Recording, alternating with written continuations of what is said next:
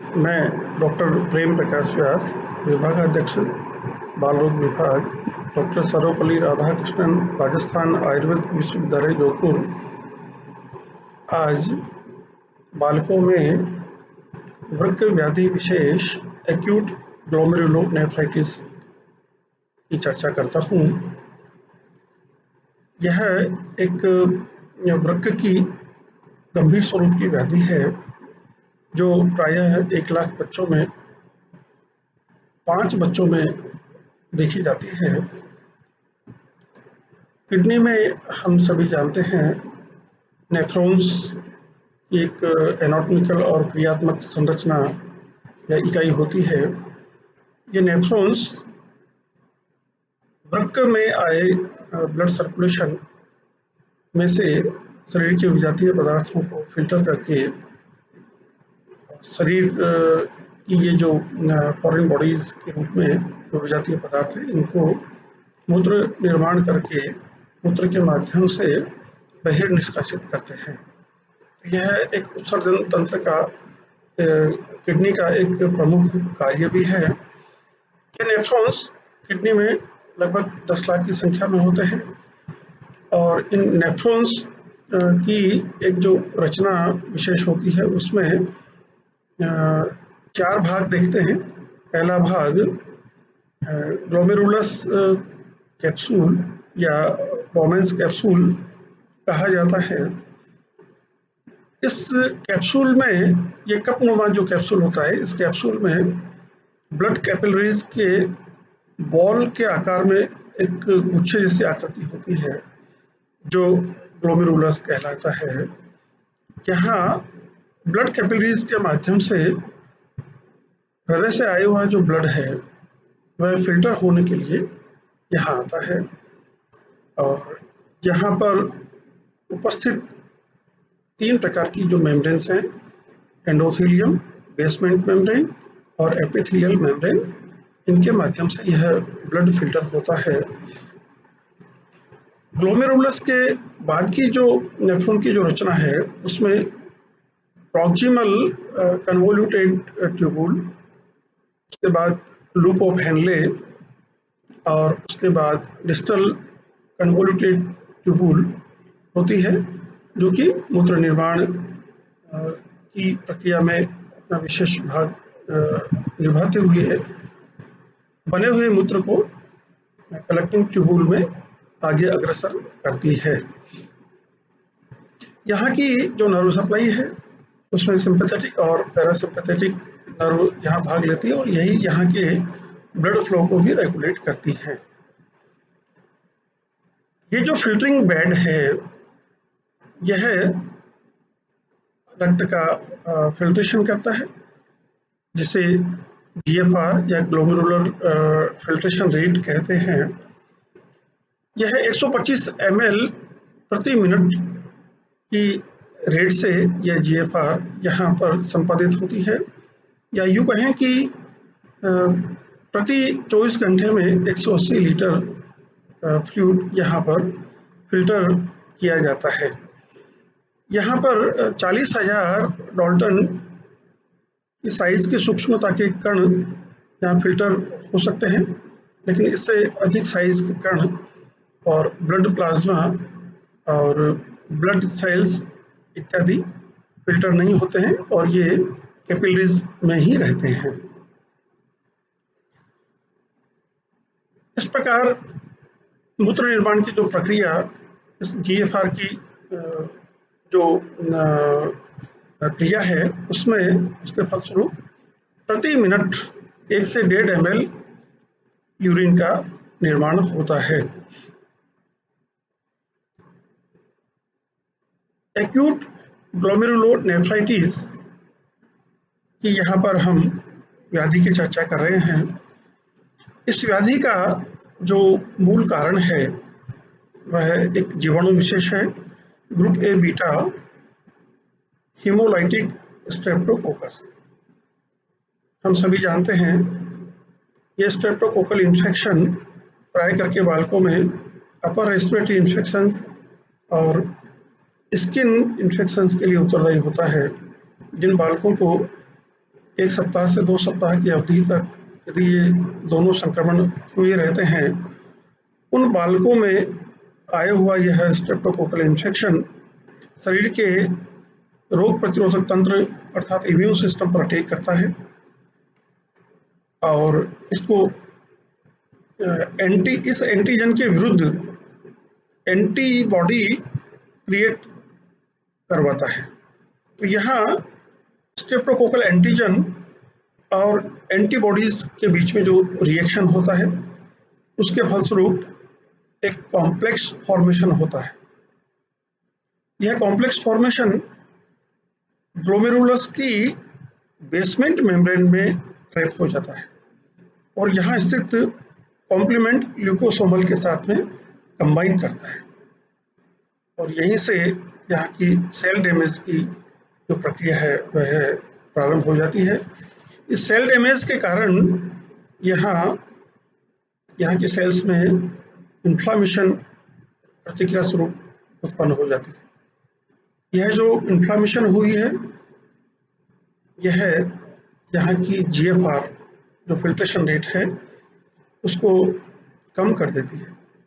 GFR के कम होते ही body में सोडियम, वाटर और नाइट्रोजनस जो वेस्ट हैं वे बॉडी में ही एक्यूमुलेट होना शुरू हो जाते हैं। इनके कारण शरीर की ब्लड वेसल्स में हाइपरवोलेमिया की स्थिति उत्पन्न हो जाती है जो कि ईडिमा को उत्पन्न करती है। यह ईडिमा संपूर्ण शरीर में जनरलाइज्ड ईडिमा के रूप में दिखाई देती है जो कि बालक के फेस पर तथा खासतौर से पेरी ऑर्बिटल जो एरिया है वहाँ पर ये ईडिमा विशेष रूप से दिखाई देती है और पैरों में यह विशेष रूप से दिखाई देती है। इस ईडिमा के साथ साथ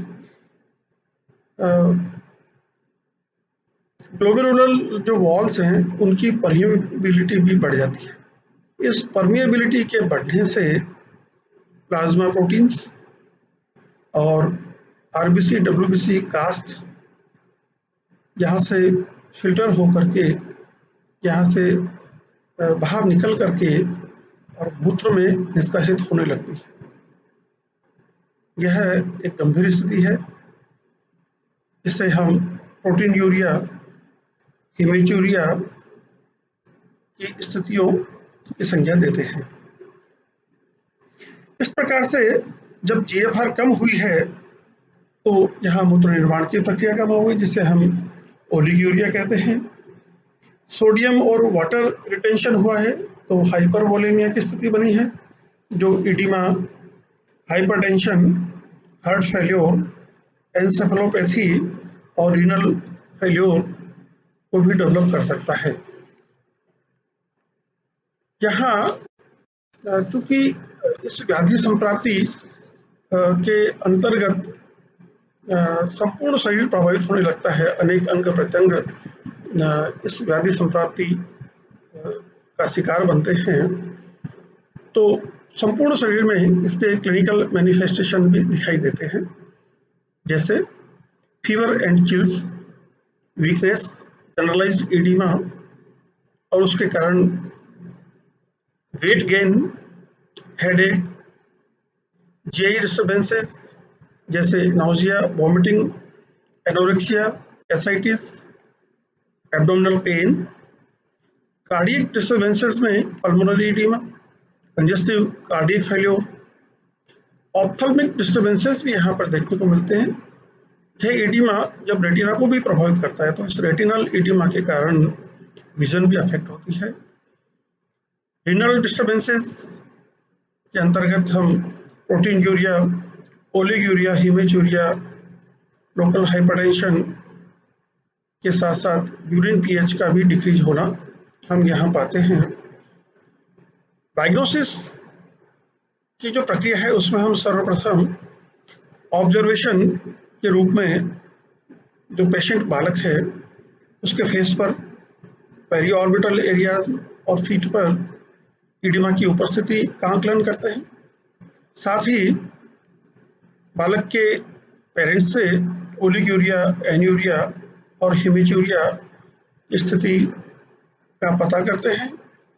विजुअल इम्पेयरमेंट के बारे में पता करते हैं। बीपी मॉनिटर के फलस्वरूप हम यहाँ हाइपरटेंशन की स्थिति का आकलन करते हैं और रेस्पिरेटरी इन्फेक्शंस का भी हम एग्जामिन करते हैं। यूरिनरी एनालिसिस के अंतर्गत यूरिन में प्रोटीन 1+ से 2+ तक उपस्थित हो सकती है।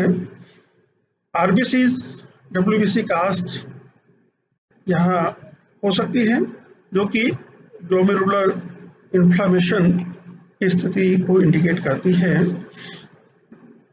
ब्लड एनालिसिस के अंतर्गत ESR बढ़ा हुआ मिलता है। हीमोडाइल्यूशन के कारण यहाँ नॉर्मोसाइटिक एनीमिया भी उपस्थित हो सकता है।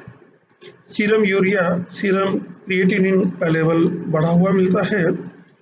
यदि ओलिगोरिया कंटिन्यू रहता है तो शरीर में सीरम पोटेशियम और सीरम सोडियम का लेवल भी बढ़ा हुआ मिलता है। एक्सरे के माध्यम से हम चूँकि किडनीज में हाइपर वोलेमिया की स्थिति बनी हुई है, अतः यहाँ पर प्रोमिनेंट वेस्कुलर मार्किंग्स भी दिखाई दे सकती हैं। थ्रोट स्वाब के माध्यम से हम स्ट्रेप्टोकोकल इन्फेक्शन की उपस्थिति का भी पता लगा सकते हैं। एंटीस्ट्रेप्टोलाइसिन टाइटर का लेवल बढ़ा हुआ पाया जाता है, जबकि सीरम कॉम्प्लीमेंट का लेवल कम दिखाई देता है। डिफरेंशियल डायग्नोसिस के अंतर्गत हम अन्य समान जो पैथोलॉजीज हैं उनसे हम इसको डिफरेंशियली डायग्नोस करते हैं, जैसे hyper sensitivity reactions, haemolytic uraemic syndrome, SLE और नेफ्रोटिक सिंड्रोम। एक्यूट ग्लोमेरुलोनेफ्राइटिस के जो कॉम्प्लिकेशंस हैं, जो उत्तरोत्तर स्थितियों में शरीर को अन्य गंभीर परिस्थितियों में धकेल देते हैं, वे कॉम्प्लिकेशंस हैं chronic glomerulonephritis, left ventricular failure, pulmonary oedema, renal failure और एन्सेफेलोपैथी। एक्यूट ग्लोमेरुलोनेफ्राइटिस का जो मैनेजमेंट है एज पर मॉडर्न, उसमें हम पर्याप्त बेड रेस्ट करवाते हैं बालक को। उसको जो डाइट दी जाती है वह न्यूट्रिशियस तो होगी ही, लेकिन लो सोडियम और प्रोटीन की रेस्ट्रिक्टेड मात्रा ही उसमें होगी। फ्लूइड इनटेक का हम विशेष रूप से रेस्ट्रिक्शन करते हैं, क्योंकि यहाँ ओलिगोरिया की स्थिति है और अधिक पानी यदि पीने को देते हैं, अधिक फ्लूइड्स यदि पीने को देते हैं, तो वे फ्लूइड्स बॉडी में ही एक्यूमुलेट होंगे, जो कि इडिमा की स्थिति को और अधिक गंभीर कर सकते हैं। मेडिसिन के अंतर्गत हम यहाँ एंटी हाइपरटेंसिव ड्रग्स देते हैं। डायूरेटिक ड्रग्स जैसे फ्यूसिमाइड इत्यादि मेडिसिन दी जाती हैं और स्ट्रेप्टोकोकल इन्फेक्शन के कारण जो श्रेष्ठ एंटीबायोटिक्स का चयन मॉडर्न पीडियाट्रिशियन द्वारा किया जाता है। वेट मॉनिटरिंग के माध्यम से इडिमा की स्थिति, साथ ही GFR की जो लेटेस्ट स्थिति होती है उसका भी आकलन किया जा सकता है। आयुर्वेदीय चिकित्सा प्रबंधन में हम सर्वप्रथम व्याधि कारक जो अपथ्य होते हैं उनका त्याग करवा करके बालक को पोषण युक्त पथ्यों का सेवन करवाया जाता है, पर्याप्त बेड रेस्ट दिया जाता है, सीमित मात्रा में पानी का उपयोग करवाया जाता है। औषधियों में पुनर्नवा के विभिन्न जो कल्पनाएं हैं, जैसे पुनर्नवाक्वाथ, पुनर्नवाष्टकवाथ, पुनर्नवा अर्क, पुनर्नवा स्वरस, पुनर्नवा गुगुलू, और नॉन डायबिटिक पेशेंट है तो पुनर्नवा रिस्ट का सेवन रोग और रोगी की स्थिति को देखते हुए, रोगी की आयु को देखते हुए उचित मात्रा में कराया जाता है। साथ ही हीमेचूरिया की स्थिति बनती है, इसलिए आयुर्वेद में दूर्वा भी दिया जाता है ताकि वह हीमोस्टैटिक प्रॉपर्टीज के कारण यहाँ जो ब्लड लॉस हो रहा है उसको रोकता है। तृण पंचमूल क्वाथ भी यहाँ पर एक महत्वपूर्ण सपोर्ट करता है। मकोई अर्क, गोक्षुर अर्क, गोक्षुर का काढ़ा, यवक्षार, मूलिक्षार इत्यादि औषधियाँ सुयोग्य चिकित्सक को रोगी और रोग के बलाबल को देखते हुए उचित मात्रा में